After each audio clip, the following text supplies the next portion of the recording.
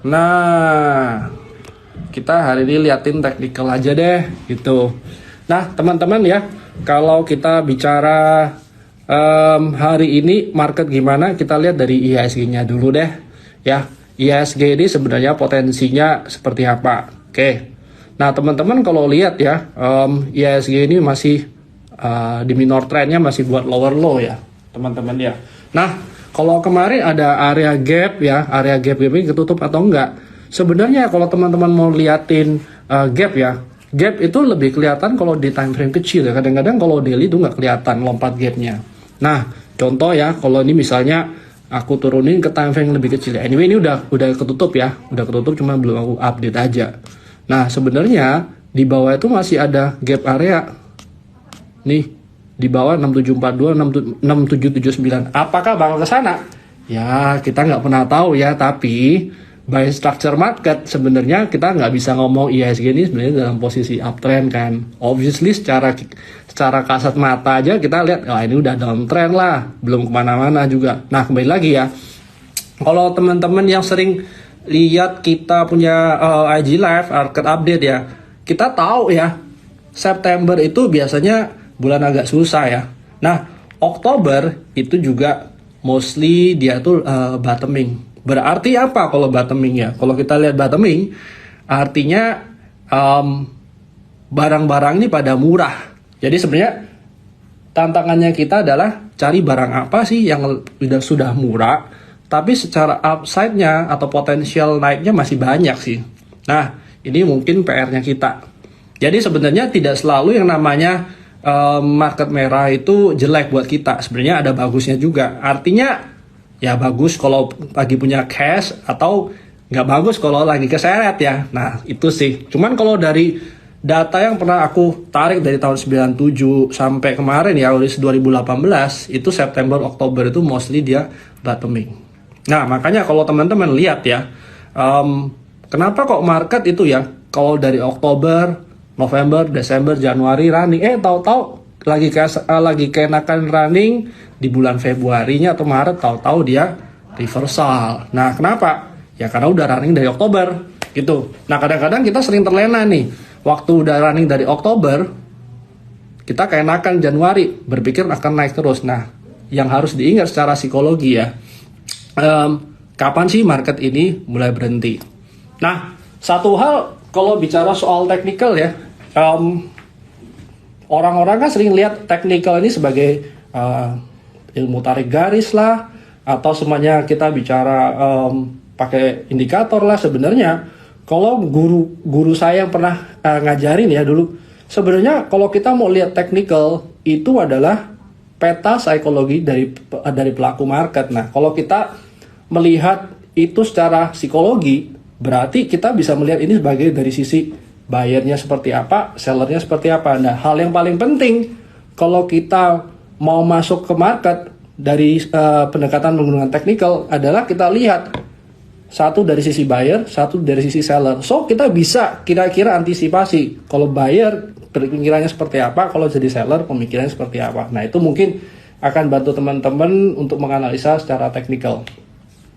Nah, sekarang kita lihat ya, mungkin tadi ada yang bertanya soal ADMR. Nah, ini mungkin yang menarik ADMR dulu sih. Nah, teman-teman ya, kebetulan ini sharing dikit ya soal ADMR ya. Kebetulan kalau dari Trimega sendiri ya, kita sebenarnya ada inilah update skill dari teman-teman sales juga, untuk quality juga ya.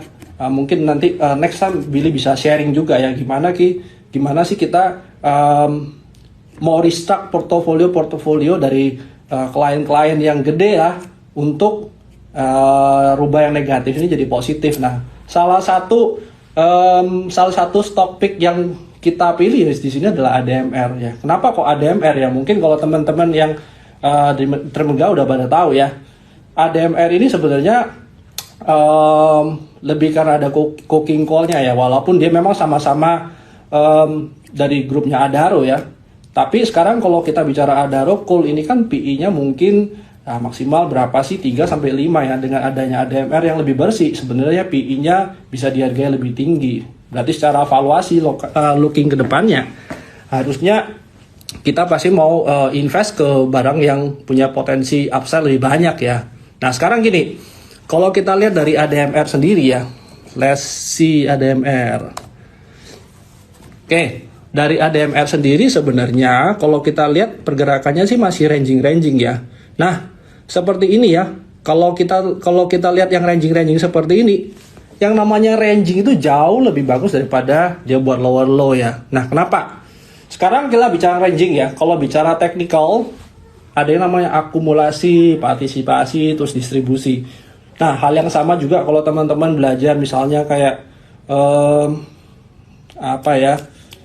Bollinger Band itu kan ada yang namanya squeeze ya. Nah para penganut Bollinger Band ini sebenarnya bukan melihat dari dia lagi crossing MA-nya atau dia lagi bentuknya kayak naik gini. Bukan soal itu, bukan soal breakout-nya. Tapi yang dipercayai oleh pengguna Bollinger salah satunya adalah waktu dia squeeze itu berarti ada potensi dia jalan. Nah, kenapa? Sama dengan akumulasi distribusi. Akumulasi itu sebenarnya kalau kita lihat ya, kenapa kok barangnya itu kok di sini-sini doang, nggak bisa turun lebih dalam? Apakah ada yang kumpulin? Apakah dia nggak kuat turun lagi? Nah ini sebenarnya tanda-tanda barangnya akan menguat. Nah kita lihat dulu dari ADMR ya. ADMR ini kalau kita menggunakan technical sederhana, sebenarnya di sini kan dia nggak pernah buat new low ya. Cuman salah satu tipsnya untuk barang yang seperti ini ya, kita lihat dulu nih upside-nya saya mana. Kalau upside-nya paling dekat ya mungkin ke tutupin gap di sini 2090 something ya sampai 2125 ya. Ya secara valuasi mungkin possible nggak dia lebih dari sini ya, mungkin aja. Tapi yang harus teman-teman ingat ya, yang namanya forward looking itu kan tidak terjadi dalam 1 hari, 2 hari atau 2 bulan ya. Nah ini nomor 1 kalau kita lihat dari ADMR kalau mau lihat technical ini ya upside-nya. Nah mungkin yang kedua adalah ini nih. Ini contoh salah satu contoh trik untuk masuk ke harga yang lebih bagus ya. Nah, biasanya orang akan lihat ini sebagai support ya. Terus orang akan ngambil risk atau mengambil posisi untuk coba siapa tahu dia mantul dari support. The thing is kayak gini. Barang waktu nggak bisa naik lebih tinggi daripada high yang terakhir, berarti secara psikologi kita lihat kenapa orang yang beli di sini tidak bisa buat harganya lebih tinggi? Apakah satu, dia belinya kurang banyak? Apa kedua, karena dia belum dapat harga yang lebih murah? Nah, berarti kalau kita mau mengurangi kita punya resiko, ya kita jangan masuk di last support. Kita masuknya di support berikutnya di mana? Contoh, kalau ini dia bisa buat high, terus ini lower high, berarti berikutnya kalau kita ngambil trend high, lower high, mungkin lower high-nya di sini. Hal yang sama di sana low, berikutnya lower low-nya di mana sih? Nah, kurang lebih area di sinilah yang menjadi area potensi entry kita ya. Nah, ini mungkin pendekatan dari structure marketnya dulu. Nah, berikutnya teman-teman harus lihat nih. Ini sebenarnya kalau kita lihat ya, tidak pernah buat new low ya. Berarti higher low yang dibandingin dari sini berikutnya kurang lebih di mana? Kita tebak-tebakan dulu lah. Nggak perlu yang namanya kita pakai Fibonacci lah atau pakai moving average lah. Karena sebenarnya Fibonacci atau moving average itu sebenarnya berlaku sebagai interest area sih. Kita harus benar-benar lihat minor trendnya bakal kemana. Nah kembali lagi. Soal ADMR, kita tadi udah tahu sedikit tentang fundamentalnya, sebenarnya dia secara kedepannya akan sangat bagus. Tapi, kalau secara technical, match nggak? Match juga. Artinya, sekarang kita udah tahu nih, resikonya kalau kita taruh harga sekarang masuk, kurang lebih 10%. Nah, potensial upside yang kita harapkan berapa? Kalau kita bicara risk reward 1:1, harusnya kita minimal dapatnya 10%. Nah 10% sendiri banyak atau enggak ya? Oke, kalau kita bilang banyak atau enggak, itu dilihat dari sini deh. Dari aset management ya, return yang kita harapkan sebenarnya berapa sih 1 tahun Ya kalau kita ngambil rata-rata sekitar 20 sampai 24% ya. Let's say 24% aja, itu berarti 1 bulan kurang lebih 2% ya teman-teman. So 10% banyak atau enggak? Kalau kita bicara 1 bulan 2%, berarti 10% itu kayak 5 bulan punya kerjaan dari aset manajemen loh. Nah ini mungkin salah satu view yang mungkin teman-teman harus adjust juga ya. Kalau teman-teman mau trading, ya otomatis 10% itu big number juga kalau dibanding sama kinerja dari aset manajemen pada umumnya ya. Ya ada beberapa aset manajemen yang kadang-kadang kerjanya fantastis 50%, 100%, tapi kan itu nggak setiap tahun ya, nggak setiap kali ya. Nah itu mungkin kalau dari aku view ADMR-nya ya. Nah mungkin tadi ada satu pertanyaan juga yang aku mau jawab dulu sih. Cars. Nah Cars-nya gimana? Oke, teman-teman, jadi kalau bicara Cars ya, Cars ini salah satu yang menurut aku cukup menarik ya. Tapi kembali lagi, Cars ini sebenarnya kan bukan barang yang barang LQ45 atau barang yang market cap-nya gede ya. Tapi apa sih yang menarik dari Cars sebenarnya? Ya kalau Cars kemarin kalau katanya mau right issue ya berarti mungkin kemungkinan yang masuk ya teman-temannya mereka lah ya. Nah yang perlu diperhatikan adalah apa yang membuat dia naik. Secara fundamental aku yakin teman-teman mungkin sudah berkali-kali dengar ya soal Cars ya. Tapi kalau secara teknikal yang hari ini kita mau bahas ya, aku pribadi ada masuk 75 sampai 78 ya. Kenapa? Yang aku lihat sebenarnya ada area gap di sini sih yang memang kemarin waktu nunggu naik ke atas ya sempat buat bete. Nah, ini yang dimaksud buat bete itu gini. Kadang-kadang waktu kita mau commit di harga 75-78 dari harga 82 dia naik, kadang-kadang itu sebagai trader orang-orang pingin udahlah gue ambil aja deh beda dikit. Akhirnya kalau semuanya kita keburu-buru ngambil 91 lah atau 85 lah, terus dibawa turun kan bete. Kalau udah bete itu kadang-kadang kita nggak rasional untuk masuk ke posisi-posisi yang seharusnya lebih ideal untuk kita entry. Nah hal ini wajar juga. Sebenarnya kita ya sebagai trader itu sering kali buat kesalahan ya. Even sampai hari ini saya pun masih sering buat kesalahan ya. Tapi kesalahan bukan gara-gara tidak ngerti teknikalnya ya, lebih karena kita punya eksekusi nggak gitu bagus ya. Nah jadi sekarang kalau bicara Cars tadi ya, menarik atau enggak? By technical sebenarnya Cars ini kan sudah tutup gap ya. Tapi kan kalau di 56 ke bawah itu ada gap kecil. Nah pertanyaannya adalah seringkali gini, klien-klien itu ada yang merasa ada yang merasa gini, kalau semuanya kita mau masuk ya tunggu aja gap di bawah. Nah yang harus diperhatikan adalah what happen kalau barang itu sampai ke bawah sini lagi, mungkin nggak akan pernah naik lagi ya. Nah jadi sebenarnya kita harus rasional juga sama gap-gap ini, nggak harus semua gap itu tutup. Nah mungkin gap itu yang paling enak dilihat kalau semuanya dia sebagai target point. Mungkin kalau gap ini kita bisa lihat terlalu jauh, oh mungkin nggak gampang ditutup. Tapi kalau lebih dekat lebih gampang ditutup kan. Nah ini mungkin perspektif yang buat kita akan lebih nyaman kalau kita punya cara pikir yang seperti itu. Ya, nah contoh dari Cars sendiri itu punya gap di area berapa? 113, 120. Berarti sekarang kalau masuk harga sekarang nih ya, atau dari harga 78 ya, kalau semuanya ke harga 120 aja 54%. Nah, kenapa kita perlu tahu berapa persennya dulu potensial targetnya kita? Karena kalau kita tahu potensial targetnya kita 54%, nah kita bisa lihat nih, bisa restructure kita punya portofolio. Yang maksudnya di restructure itu ada portofolio jelek kita. Kalau kita mau switchnya ke barang apa? Nah barang apa yang bisa ngasih return berapa persen? Nah itu mungkin gunanya kita tahu berapa potensial kenaikannya dulu.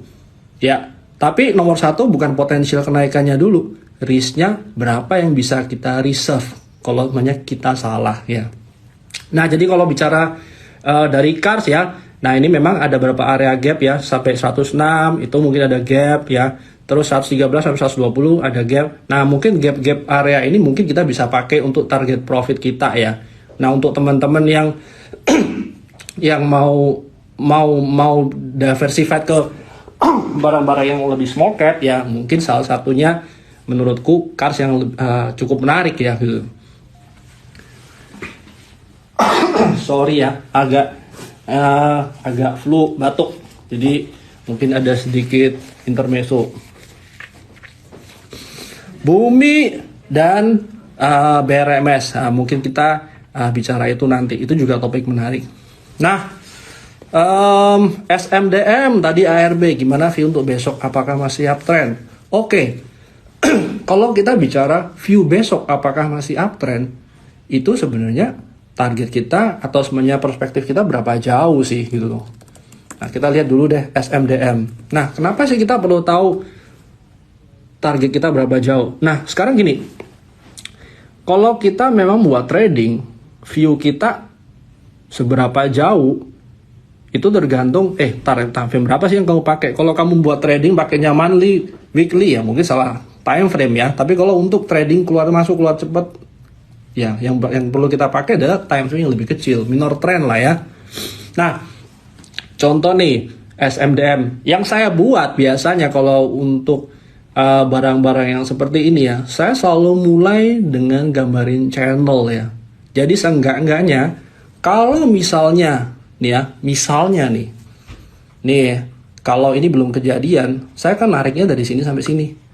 Minimal kalau seumpamanya sampai sini nih, saya panjangin nih. Minimal saya dapat gambaran nih. Kalau misalnya terjadi pergerakan di dalam channel, berarti rangingnya saya udah bisa tahu dulu berapa persen. Yang pertama. Yang kedua, kalau saya gambar channelnya ke atas, minimal saya tahu kan, di mana sih area pullback yang ideal untuk entry, yang seenggak-enggaknya kalau saya masuk, itu risknya udah tahu duluan. Nah, bicara soal channel, sebenarnya sekaligus menjawab pertanyaan yang bisa orang-orang tanya nih. Sebenarnya kalau saya pakai Fibonacci area ya, Fibonacci area biasanya kan untuk entry ya. Nah, teman-teman kan sering bingung tuh. Fibonacci area ada segitu banyak dari 23, 38, 50%, 61. Fibonacci berapa yang harus dipakai? Nah, kalau kita kemarin setiap golden ratio kita masuk 61%. Nah, kalau area sini 61% kita masuk pasti lebih dalam lah.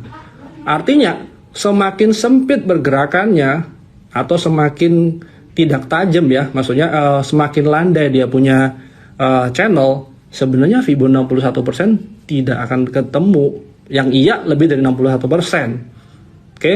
Nah, ada nggak case-case di mana 61% itu dia mantul? Tergantung seberapa sempit dan seberapa tajam dia punya sudut daripada channel sih. Nah, ini salah satunya.